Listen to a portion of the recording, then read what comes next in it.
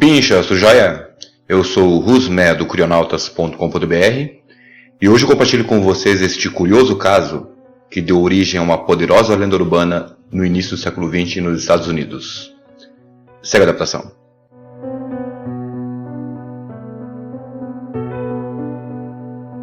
Durante 6 semanas em 1913, a casa conhecida como Hull House, localizada em Chicago, Illinois, Estados Unidos, foi quase invadida por pessoas pedindo para ver o bebê diabo. A lenda de um bebê com aspecto demoníaco, abandonado nessa casa por pais desesperados, se espalhou pela cidade e por todo o país. Muitas e muitas pessoas estavam dispostas a se aventurarem por estradas de terra só para ver o diabo em carne e osso. Hull House é considerado um dos prédios mais assombrados de Chicago. E ainda que a natureza da casa fosse cheia de boas intenções, ao longo dos anos, vários eventos sombrios marcaram o local. O prédio foi construído no número 800, na rua South Halsted, em 1856 por Charles Hull. Daí o nome da casa, Hull House ou Casa Hull. A vizinhança naquele tempo parecia estar bem na moda, e a vida parecia ser boa para Charles Hull, sua esposa e seus filhos. Infelizmente, a esposa dele faleceu, deixando ele cuidando de seus 2 filhos, que também faleceram no espaço de uma década de um para o outro, e muito jovens. Posteriormente, Charles Hull se mudou para outra parte de Chicago, mas ao que parece, sua falecida esposa, ou o espírito dela, supostamente escolheu ficar assombrando o quarto da casa onde morreu.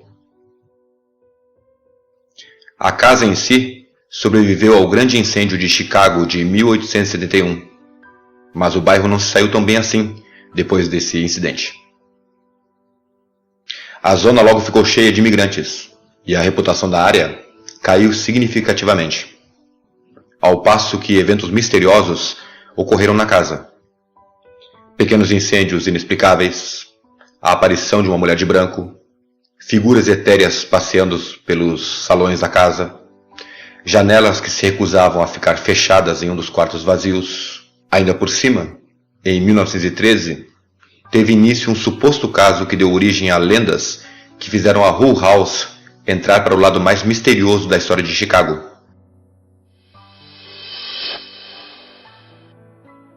Voltando um pouquinho no tempo, em 1889, Jane Addams e Ellen Starr fundaram na Hull House uma casa de assentamento, onde imigrantes de várias nacionalidades e culturas poderiam morar para serem socialmente reestruturados. Foi nesse lugar que imigrantes das classes trabalhadoras puderam participar em programas de educação que permitiu a eles terem uma melhor posição no seu novo país. Os programas foram um sucesso, e mais prédios foram adquiridos a fim de difundir o programa de forma mais ampla. Mas foi em um certo dia de 1913, depois de muitos anos de funcionamento desse refúgio para estrangeiros, que os eventos tomaram um rumo sinistro.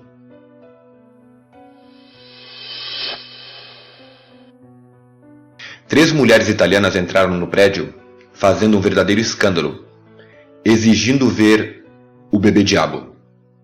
As funcionárias voluntárias da Hull House afirmaram que não tinham ideia do que elas estavam falando, mas as italianas alucinadas persistiram dizendo que sabiam que o bebê diabo estava na casa e queriam porque queriam vê-lo.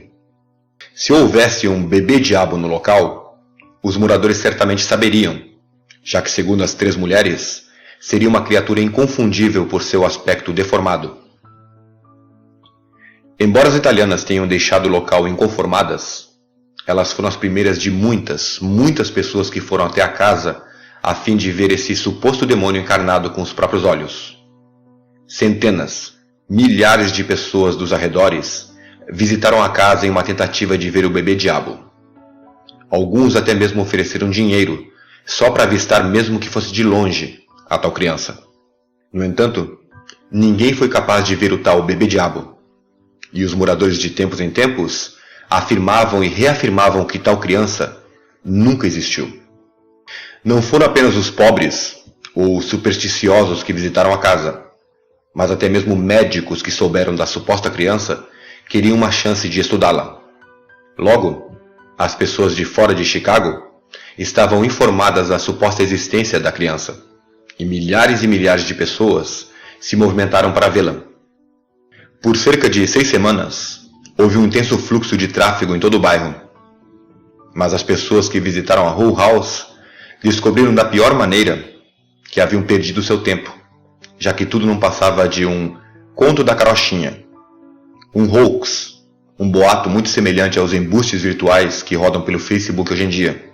Apesar da decepção das pessoas que perderam a viagem para ver o tal bebê que nunca existiu, a lenda sim persistiu e criou vida própria.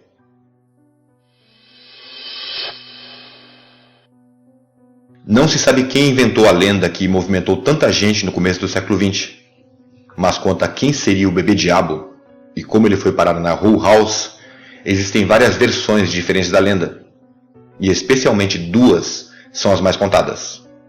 Contam que uma católica muito devota pendurou uma imagem da Virgem Maria na parede, mas o seu marido bêbado rasgou a imagem gritando que era melhor ter o próprio diabo morando na casa do que ter a imagem da santa. Meses depois, a mulher teria dado à luz a uma criança deformada, com cascos, garras, rabo, orelhas pontudas. O choque foi grande demais para aquela mulher, e ela morreu de ataque cardíaco. O marido, então, teria pegado a criança e abandonado na porta da Hull House. A outra versão conta sobre uma esposa que deu à luz a 6 filhas. O marido estava tão furioso com a falta de um filho varão, que uma certa noite gritou que preferia que ela desse à luz ao capeta do que a mais uma menina. Vocês já devem adivinhar o final dessa lenda, né, copinchas? Sim, a mulher teria parido um 7º filho homem, só que todo deformado. A partir daqui, ou seja, em todas as versões da lenda, elas convergem com a criança sendo levada para ser cuidada na Hull House. Em todas as versões, o bebê diabo teria algo ainda mais perturbador do que a sua aparência. Seria capaz de andar e até de falar, ou melhor, proferir as piores blasfêmias, mesmo sendo um recém-nascido. Ainda dentro das lendas, os diretores da organização teriam tomado para si a tarefa de cuidar da criança, e tratam de batizá-la a fim de acalmar suas aflições demoníacas. Mas o batismo não ocorre como esperado. A criança escapa dos braços de quem a segura na beira da tina de água benta e foge pulando pelos encostos dos bancos da igreja. Mais tarde, teriam capturado o bebê e trancafiado ele no sótão da casa. A partir desse momento da lenda urbana, não se sabe mais o que aconteceu. De alguma forma, a lenda se espalhou como uma história real, onde milhares de pessoas desejaram ver o tal bebê diabo. Mais tarde, no entanto, tudo caiu no mais completo esquecimento. Mas não sem antes um que outro ter conseguido tirar algum proveito do caso. Pois penso ironicamente eu, copinchas, que enviaram essa história aos jornalistas de um certo jornal aqui do Brasil. Acho que vocês notaram a semelhança desse caso com o do bebê diabo do ABC Paulista, né, copinchas?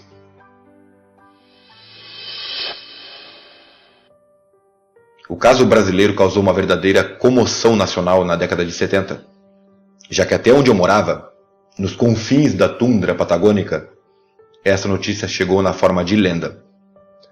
Eu cansei de ver pessoas comentando nas rodas de chimarrão sobre o nascimento em algum lugar de São Paulo de um tal bebê com características demoníacas. A síntese da manchete, supostamente baseada em um caso real, ainda que se tratasse de uma anomalia simples, foi extremamente explorada pelo famigerado jornal Notícias Populares. Segundo a notícia, baseada em um rumor não confirmado, em um hospital do ABC Paulista, uma criança nasceu com um prolongamento acima do bumbum, semelhante a um rabinho, e 2 pequenas proeminências na testa. Mas a deformidade foi imediatamente corrigida com uma cirurgia simples na própria maternidade. Ou seja, cupinchas, seria um bebê normal, lisinho, fofinho e saudável, apenas com algo semelhante a verrugas na testa. Acontece que um jornalista da época, Marco Antônio Montadon, decidiu escrever uma crônica bem viajada inspirada no evento. E o texto foi publicado na capa do polêmico jornal bem no Dia das Mães de 11 de maio de 1975.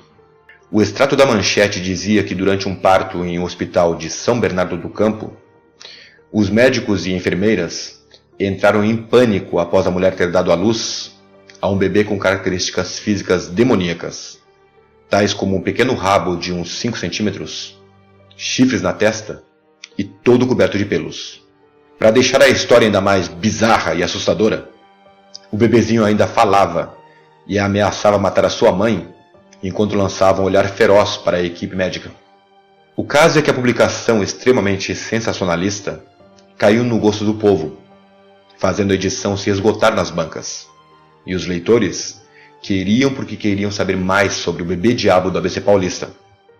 E claro, aproveitando o embalo, o jornal engatilhou e disparou uma série de histórias por cerca de um mês, contendo depoimentos, declarações, informes, fotos retocadas, com todo um ar de suspense e de ficção, onde cada capítulo trazia estranhas novidades, amarrando o leitor para o próximo episódio. Em um certo momento daquele mês de maio, o jornal notificou que o bebê teria fugido do hospital, facilitando assim a invenção de mais manchetes cheias de bizarrices.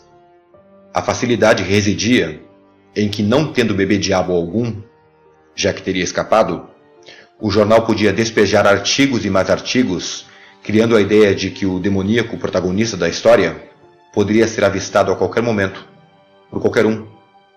Fosse tomando um táxi na madrugada, seja espalitando os dentes com um facão, ou pedindo copinhos de sangue. A uma certa altura, o jornal duplicou a história, inventando o nascimento de mais um bebê-diabo em Lençóis Paulista. Em ambos casos, as mães grávidas teriam se recusado a participar de certos eventos ligados à religião, em que elas teriam dito algo como: enquanto esse diabo aqui não nascer, não posso ir.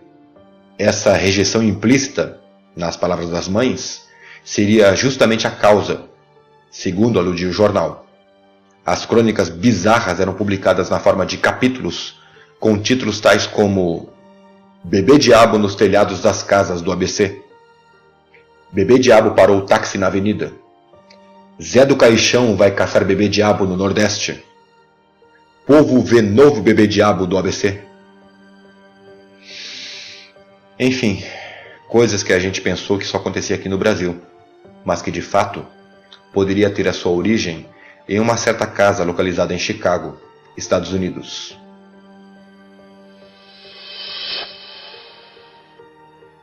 Concluindo o caso norte-americano, Copinchas, apesar de não haver ligação alguma com a célebre lenda do bebê-diabo da Hull House, quando a casa estava sendo reformada, perto da virada do milênio, houve uma série de relatos dos trabalhadores que afirmaram ouvir sons de choro de criança vindos do sótão e dos jardins da casa. Me parece que essa última informação foi só para adicionar deliberadamente um pouco mais de mistério ao local.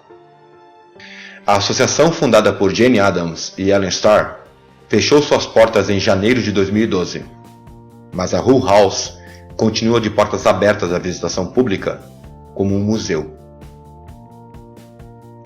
Tragédias, aparições, bebês-diabo, casas mal-assombradas. Uau, que história! E é isso, Copinchas. Obrigado por assistirem. Abraços.